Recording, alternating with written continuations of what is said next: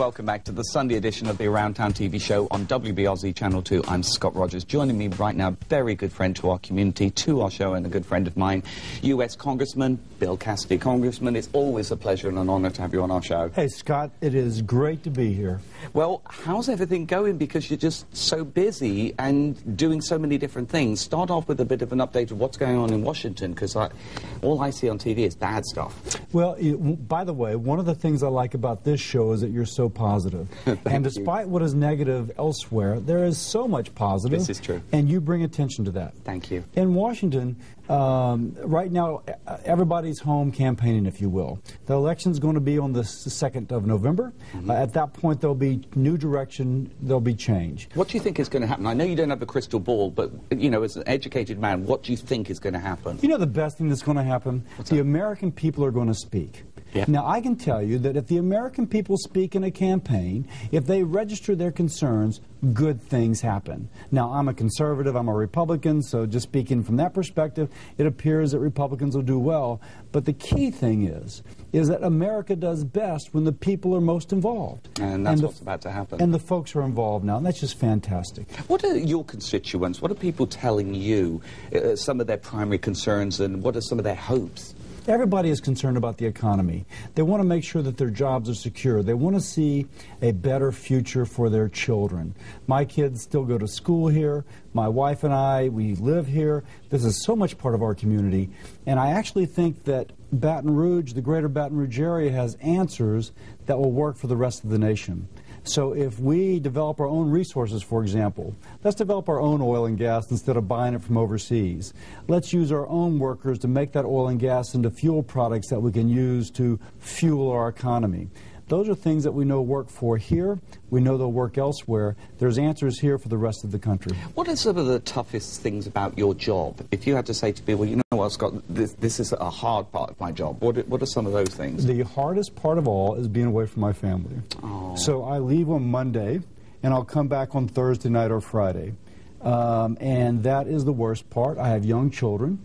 So it's hard on my wife because she has to take them to school. Sacrificing to do what you think is right. I'm not complaining at all. No, of course not. But on the other hand, when you are not with your kids on a Wednesday night and they have a test on a Thursday, there is now we do homework over Skype.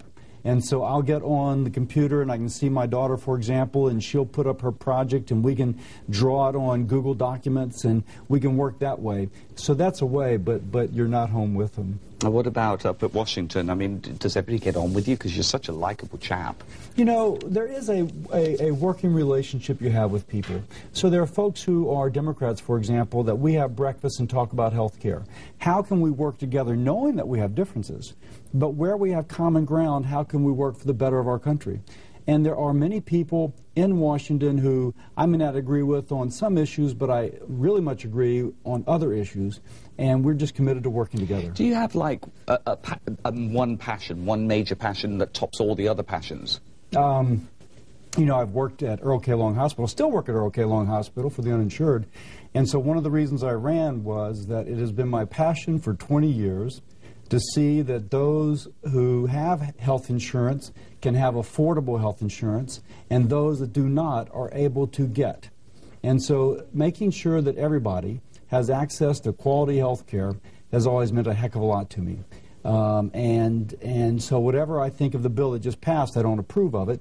I don't approve of it not because I don't want folks to have health care, but because I think it has to be done in a way which is affordable. But correct me if I'm wrong, and I'm very naive with politics, but you're a doctor who's a politician. Most of them up there are lawyers. Wouldn't it have been better for them to have come to you for your advice since you're working in the industry to see what would have been best for the people? One of the things I think that has frustrated the American people is that that bill was entirely written by one party, in this case the Democratic Party.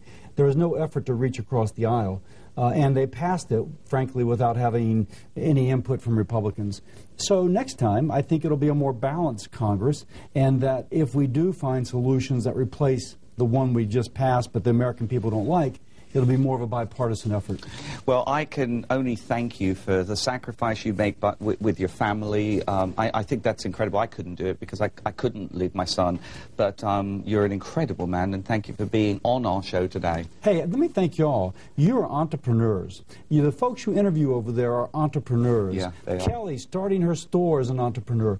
That is what makes our country great. You highlight that, and that is so positive for our community, our state, and our country. Thank you. And what have you got over there? Well, this is a flag, and I'll read the, in fact, I'll ask you to read that. This says, "This is to certify the accompanying flag was flown over the United States Capitol at the request of the Honorable Bill Cassidy, Member of Congress. This flag was flown for the Around Town show in commemoration of its 7th anniversary. It's our birthday next weekend." Yes, and so, again, just to honor all the things you do for our community, our state, and our country, just emphasizing the positive when others do the negative, this is what we, again, this flew over the Capitol, and this is for you. Thank you.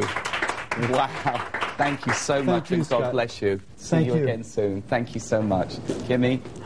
How incredible. That is